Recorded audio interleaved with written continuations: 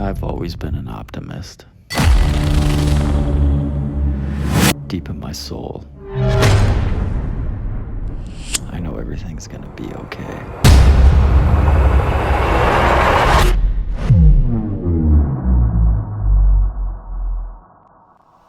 But I just had the hardest year of my life. But before I can tell you about that, I have to tell you about this. Whoops, too far. When I was 8, I got really sick and missed a bunch of school. When I was 9, Madame Collins' mom was my teacher. When I was 15, I met my wife. I asked her out, but she said no. When I was 16, I started working as a snowboard instructor at Chicopee and fell in love with teaching. I have owned 13 guitars, 2 trailers, 1 house, a Corolla, the Lambo, and 0 boats. I really want a wakeboard boat. As an adult, I've run a marathon, learned to skateboard, and grown a YouTube channel to 31,000 subscribers. I married that girl. We got a dog, named him Charlie, had a son named John, had another son named Wade, who was born in March 2020, followed immediately by a global shutdown, and just as things were getting back to normal, he was diagnosed with cancer. Which brings us to now.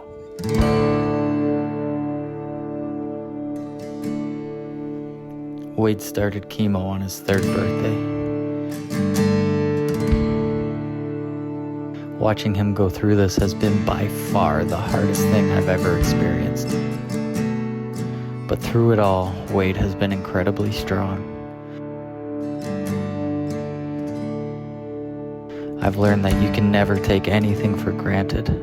Life can change in an instant, and I've realized that I need to start living the way I want to live now, not tomorrow. I'm thankful that Wade's future looks bright, and we are ready to embrace whatever comes our way.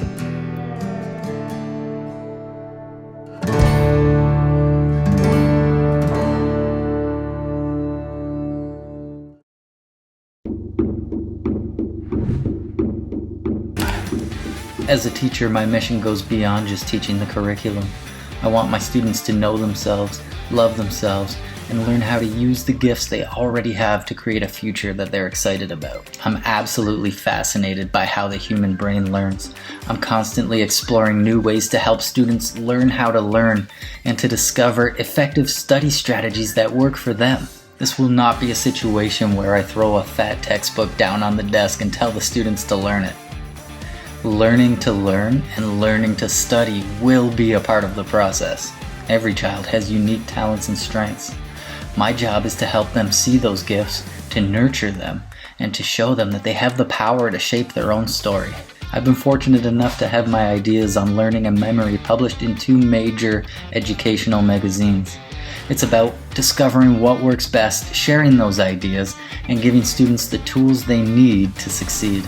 In my classroom, we won't just learn facts. I want my students to leave knowing that their story is still being written and that they're capable of greatness. Because when students know their worth, when they love who they are, when they realize the power of their own story, they can achieve anything.